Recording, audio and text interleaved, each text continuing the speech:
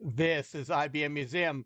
And this is probably a better overview of me getting the token ring microcode off of those 8-bit adapters. I'll bring up the adapters and kind of show what I'm meaning in this. Now, on the bench behind me, I do have the Mall 30 chassis set up, and I actually had to go through and swap out the 720 KB drive for a 1.44. That's perfectly fine. I thought that the token ring diagnostic boot diskette was a 720 KB format, but it may have gone through to the image that's on the Ardent tool that that I made is a 1.44 megabyte. So I've been going through, and of course I had this a little bit more spread out that I could go through, and I could stuff an adapter in there, and I had to have the link. You have to have it cabled into the MAW, the multi-access unit, and as I'll go through and demonstrate that on screen, and then I can go through and flip over to the to showing some of the adapters and the microcode that is on them.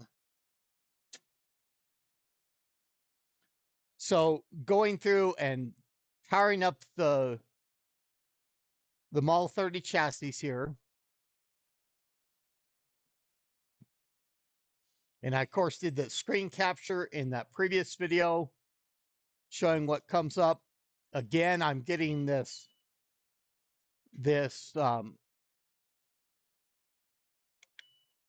real-time clock error that I'm thinking is related to the BIOS version that I have on this. I'm having a few Mall 30s give me theirs. So we've got the menu there. Since I only have the one adapter present, I'm going through and selecting 0 on the keyboard.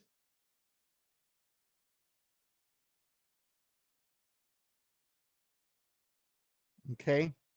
And it goes through, brings up that initial screen, and goes through to ring into the to the MAW.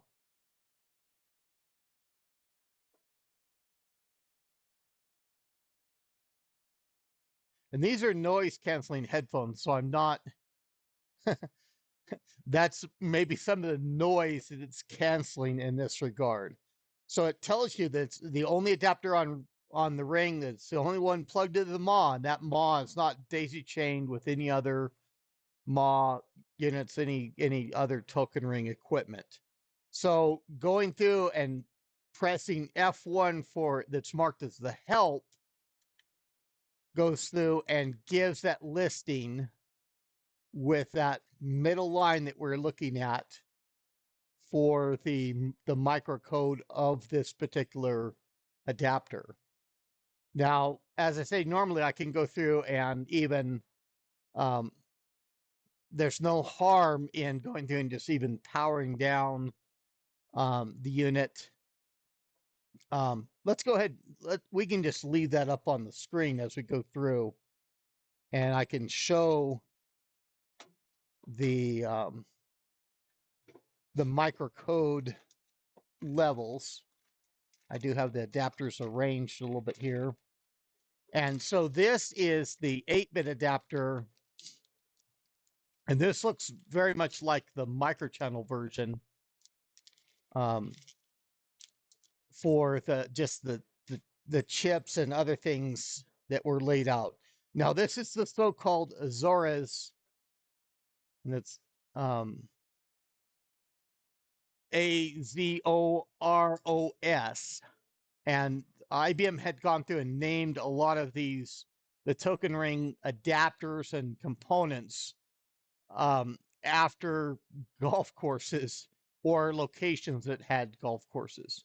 And there's even on this adapter, I don't know if this one really has it marked out as well, but this silver chip, you can see down here, it has golf marked out on on that for the identifier of that chip. And so this is the so-called adapter 1, or just the base PC token ring adapter. And as I may have pointed out previously, that's because of the RAM. I've got the trace and performance adapter that's on the what IBM identified as the adapter 2 level, which has more RAM in the spot. And that's probably just to run the trace and performance. But there are processing capabilities and all these in the Zorus chipset. All those separate token ring components were separated. And of course, as this is not as economical to produce long term, you want to go through and reduce the component count, get it to a smaller PCB that is just not the separate discrete components. Now, this is the microcode. In fact, I can probably hold it up in the right orientation. And it marks it out in that lower corner, that A33831C being effectively the microcode level for this adapter. And IBM went through and with the similarities to the microchannel board, and I go through and I bump my camcorder with what all the boxes and everything else at my feet. I guess I need to go through and so warts and all, production level is pretty low, but that's fine. So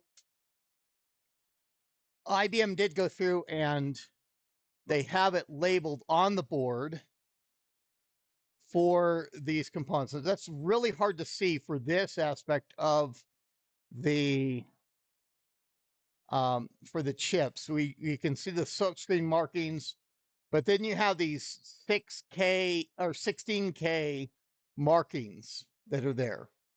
And that's marking the chips that would be in those spots.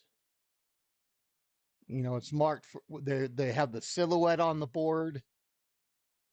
And also there is markings for some of these chips as far as identifying what they do. I already brought up about the golf chip. There's that, it's marked as a WS-II. Okay. And, some of these are on heat sinks that I've uncapped and shown what those chips are. And they even has the receive and transmit sides marked on there. So put this back in the anti-static bag.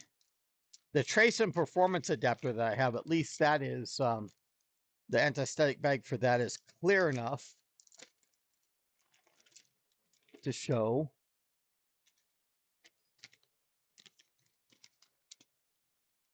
And these are the so-called, of course, long adapters for being a full-length adapter. That's the adapter 2 that has that extra RAM, and it actually has the trace and performance EEPROMs there. And I've gone through and of course I've archived all these EEPROM images just to go through and analyze them what microcode level it's at. But that's effectively the microcode that the CPU, the processing capability, handles on this board. And I even said that that bag was clear enough that I wouldn't pull it out, but we can put that one in. Now, I do have the 4 megabit, the short 4 megabit adapters. I want to show them, and I've not been able to run the diagnostic program on them. It tells me that the adapters are not installed, even for some that I have that are in relatively good condition like this. And of course, the 4 megabit adapter just having that green dot on the back was what IBM derived for showing what this board was capable of, or what it was. And this actually is in fact, that ring light works pretty good at the right angles. That 63F7704 chip is the spyglass chip. And there's other markings on very similar chips, but probably just different production areas. And there's that microcode level still, the EPROMs, but the RAM that was on the board on the long adapters has been reduced in this instance to just those 2 long dip chips. And so they are even, it's not so much that they're labeled on the silk screen on this. So that's why I have the 16.4 adapters that are the same.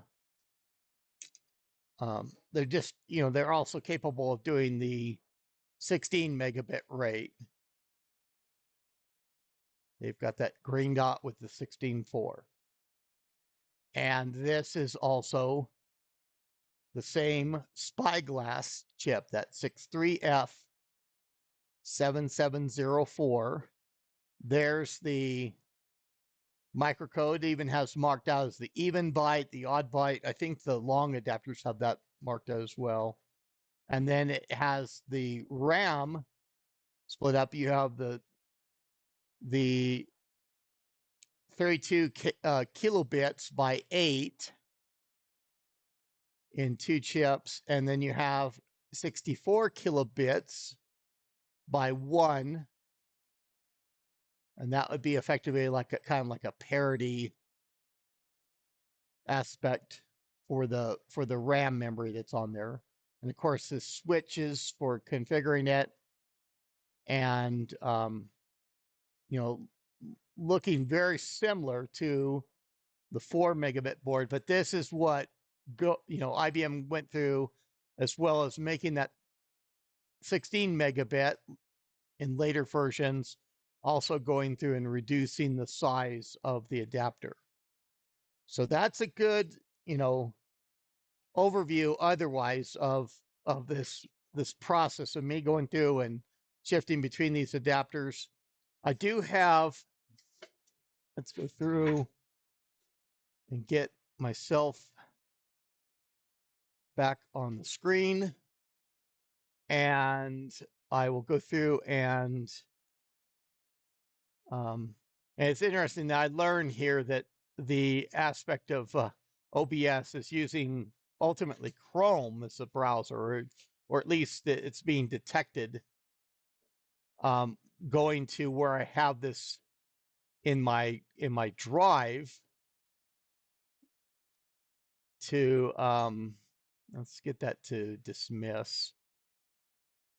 I've got this up in my Google Drive and shared out if people have the link, and I go through, and that's where I record all the information,